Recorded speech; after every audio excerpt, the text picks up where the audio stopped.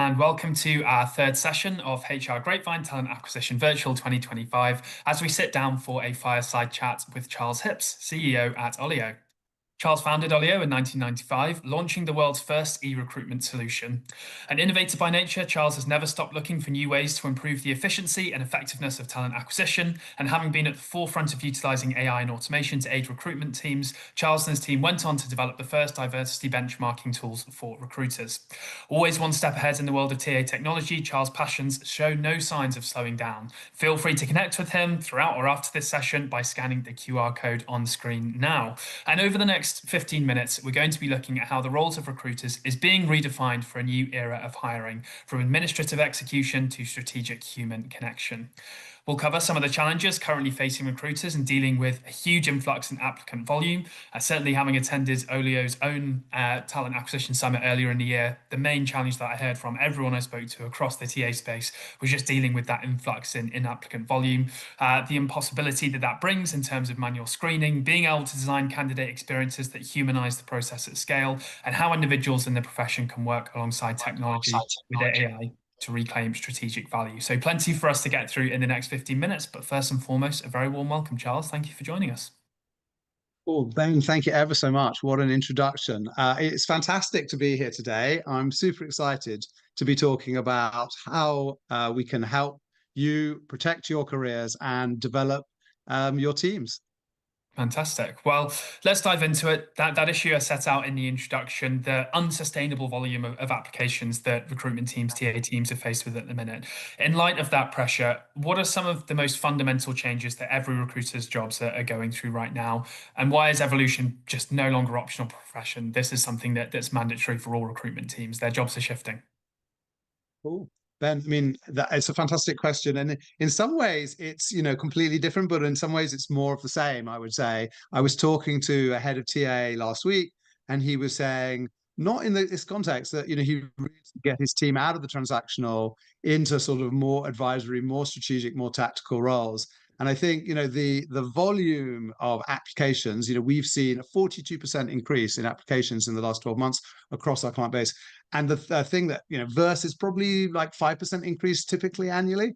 And that number is not going away. That number, we're going to see that increase year on year, I think, because candidates have suddenly become unfettered by the amount of work because they can use AI in some ways.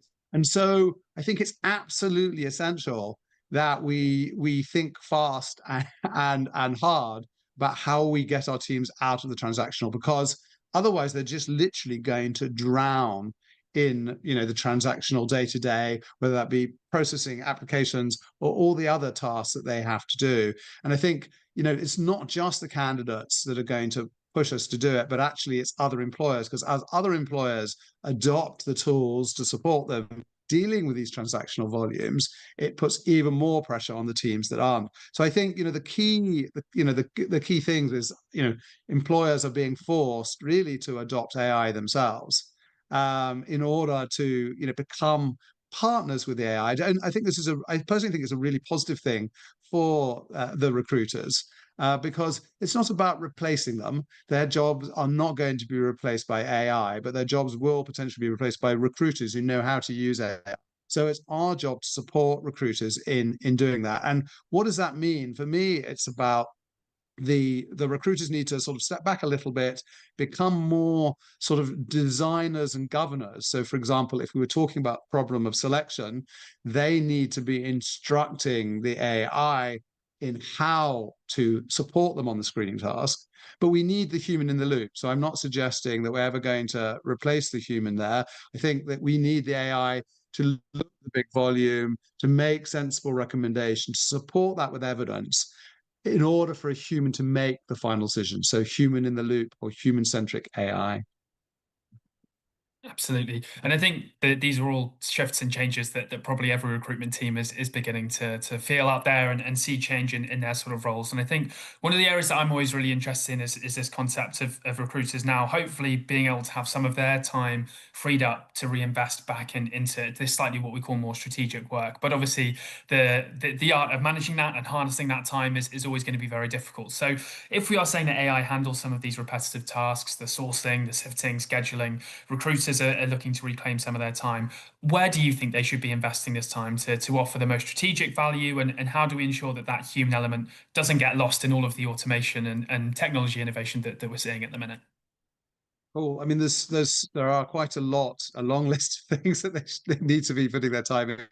And in some ways, they need to put their time into these things just to even embed AI. AI needs to follow instructions. So when I say that recruiters need to become, less in the day to day and more in the tactical, strategic, or more what I call often as designers, they need to be designing the processes, designing the instructions that the AI are going to follow.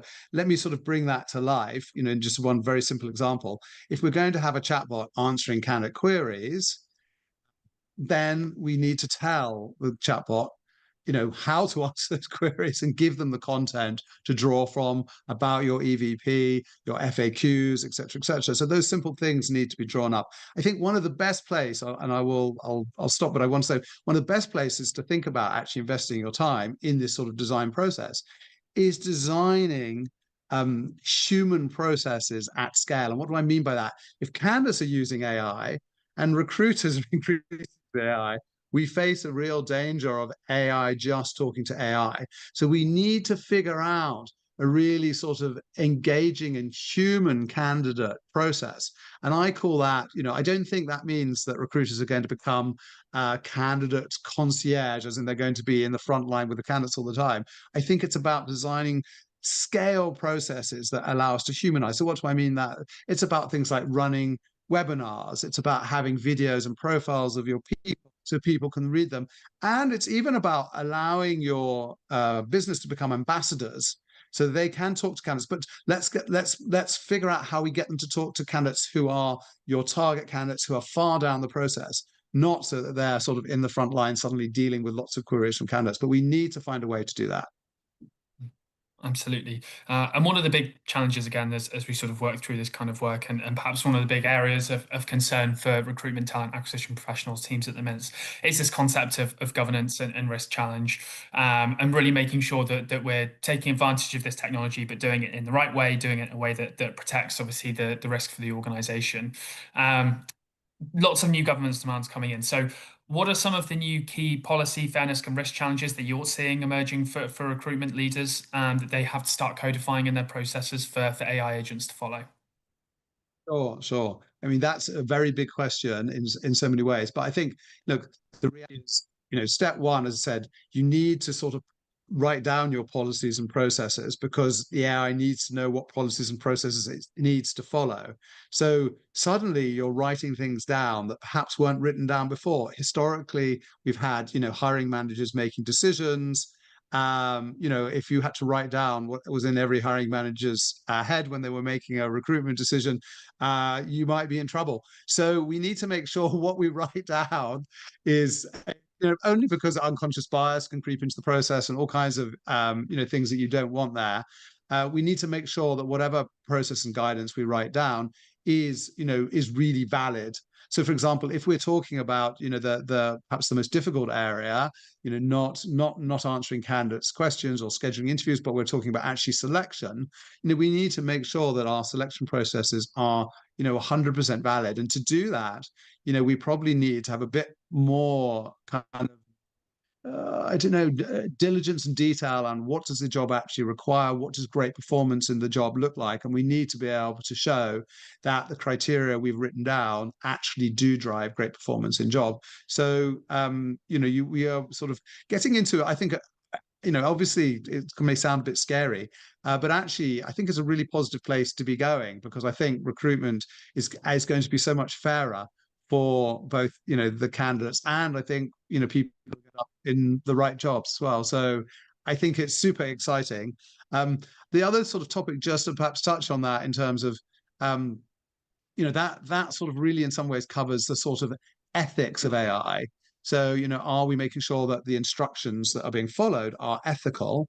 I think, part of that is, it's not just about, job analysis and validation, but I think it's also, you can run validation studies. So all of our run validation and compliance studies. we put thousands and thousands, if not millions, of candidates through them, and make sure that there is no adverse impact and things like that. So I do think it's a really positive feature. But the other aspect I think is also, um, the incidents and the opportunity for candidates to mislead us. I think is kind of huge. Is that really the candidate on the interview? Is the candidate getting prompts? How's the candidate used AI in generating answers? And I think the first step, by the way, on that is to write a charter, both internally and for external, as to how you expect your own people and you expect candidates to use it. Because I don't actually think there's necessarily a wrong or right. I think you just need to tell candidates what you expect from them, and then expect them to follow it. Yeah, absolutely. Setting out those rules of the game, I think, and being a bit more structured about that, where perhaps we haven't been before, because we've relied on sort of that human intuition to take care of it. Being more structured with that, I think, is important. I did see an example on LinkedIn apparently of a recruiter who asked the candidate to close their eyes before answering a question to make sure they weren't reading ChatGPT at the same time. I don't know if any other organization would necessarily want to do that, but yeah, as you say, setting out those clear rules of the game are really important, I think. So we're talking about the shift, all of these changes, how they impact the role of recruiters and recruitment teams. Let's talk about the individual recruiter today.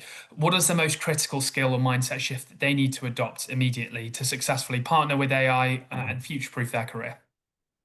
I mean, if you're a leader of a team or if you're part of a team, it's so important that you allow your team to get a little bit out of the day to day, because if they will drown in the day to day because the volumes are just going to go up as other people adopt AI. So what kinds of skills? The skills, I think, there are really incremental, simple ways to help your team and for yourself to develop your skills. And it is all going back to this idea of design skills. But when I mean design skills, what do I mean? I mean things like being able to describe a process, whether that be the candidate experience or your selection process, being able to write a policy, to be able to write an FAQ, to all these sorts of design kind of elements. So the things that people naturally do, but perhaps in some organizations haven't been written down, we need to start writing them down, so that actually the AI can actually do some of this sort of heavy lifting for us. They can answer the candidate emails for you, or at least make a first draft. So those are the skills I think you've got to, once you've started developing those skills, then I think you're well on your way, because you can move then into perhaps components and things like that of those processes and so on and so forth. But those design skills are the first step. Absolutely. Well, we're just going to move on to a couple of, I guess, final takeaways before we wrap up the session. I think certainly for me, it's just this idea of it. Yes, there's a lot of challenges out there, but this is an opportunity to be a lot more structured, to sit down and think through some of these processes in a bit more detail. I'm going to ask you for your takeaway in just a second, but just before we do that, for those who are attending, we've just set a poll live that should be live on screen next to our lovely faces for you to respond to, just in terms of any actions that you might be taking next. But whilst people are responding to that, Charles, just as a final remark from you, your analysis is ultimately optimistic. What's your final definitive statement on the future of the recruiter's job? How will AI ultimately make the role more engaging and lead to better hiring outcomes? Oh, fantastic. A great way to end. I think it's, obviously change is perturbing. And we do have, clients who kind of go, oh my goodness, can I do this? The future is very exciting. I think, you need to move relatively quickly. You don't want to be the last one to move. But in the end, I think, as I said, the recruiter's job is going to be much more the sort of personal advising to the hiring managers. It's going to be much more the kind of design, the strategic, the tactical, and much more of that kind of day-to-day volume, repetitive work is going to be done by AI. Fantastic. Well, we're coming in at just under 15 minutes, which is yeah, good work given the breadth of the subject we're discussing. A huge thank you to yourself, Charles, for joining us today, to Oleeo for sponsoring the session. Any further questions and chats you might want to have with Oleeo or Charles, feel free to connect with him on LinkedIn and follow up. But thank you all for attending, and thank you again, Charles. Thank you ever so much.